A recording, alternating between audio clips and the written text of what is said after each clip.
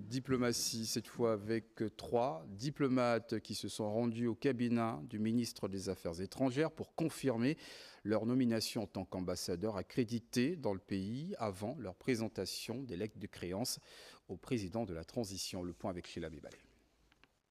Balai diplomatique au ministère des Affaires étrangères. Michel Régis Onangandiaï, patron du département, a reçu, dans un premier temps, son Excellence Paulou Kosita, haut commissaire de la République de Zambie près la République gabonaise, avec résidence à Kinshasa, en RDC.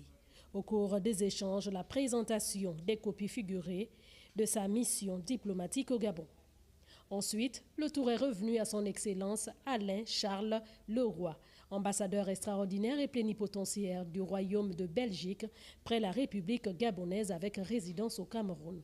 Avec le membre du gouvernement, il était question également de la présentation des copies figurées de son accréditation au Gabon comme ambassadeur.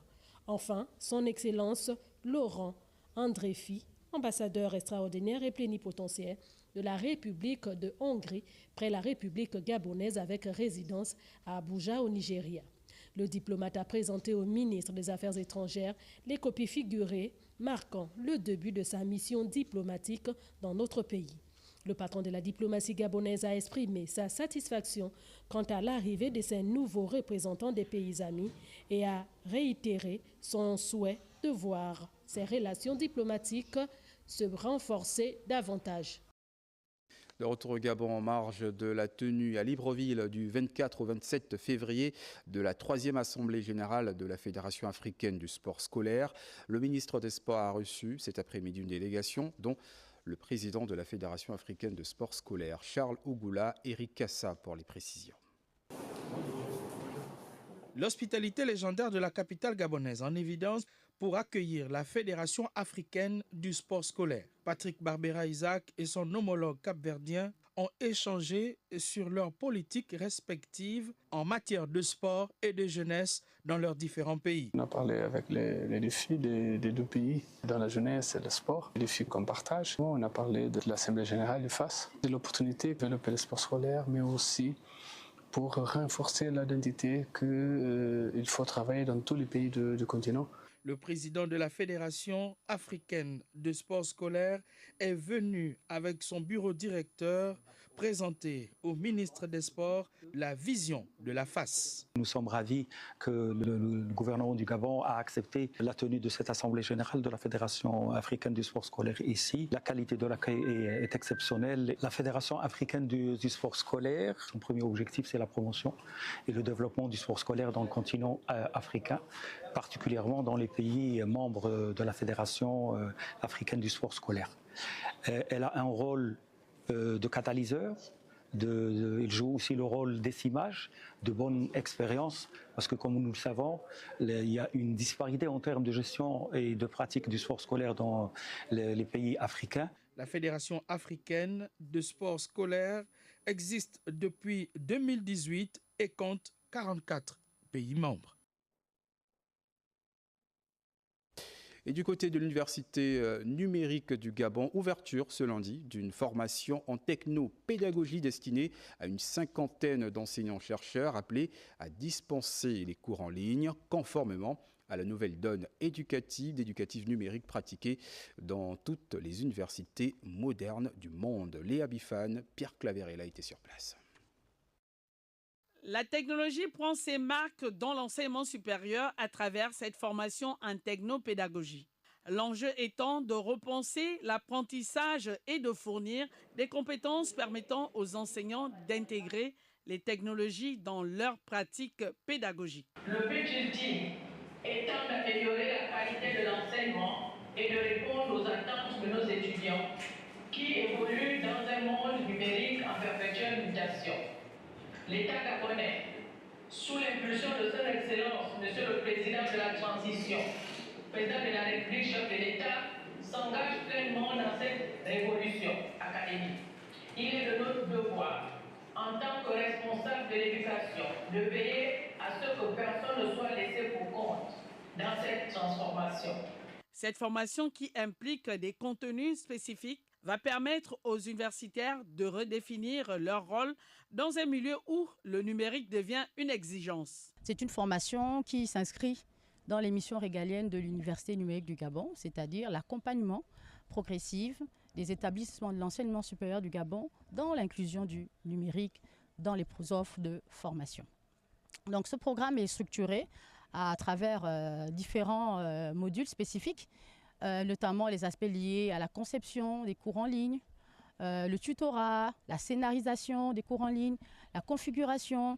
La formation que ces enseignants vont suivre en ce moment va leur permettre de faciliter l'apprentissage pour nos futurs étudiants.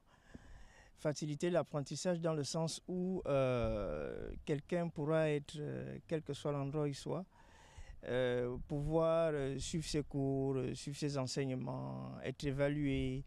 Ça permettrait également, dans ce sens, de gérer ce qu'on appelle la massification.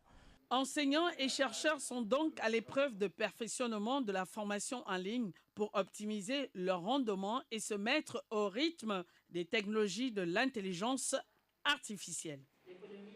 Et face à ces enjeux, le Gabon n'a d'autre choix que d'adopter ce genre d'approche hybride et bimodale où le présentiel et le numérique éducatif cohabitent et se complètent harmonieusement, précise la tutelle.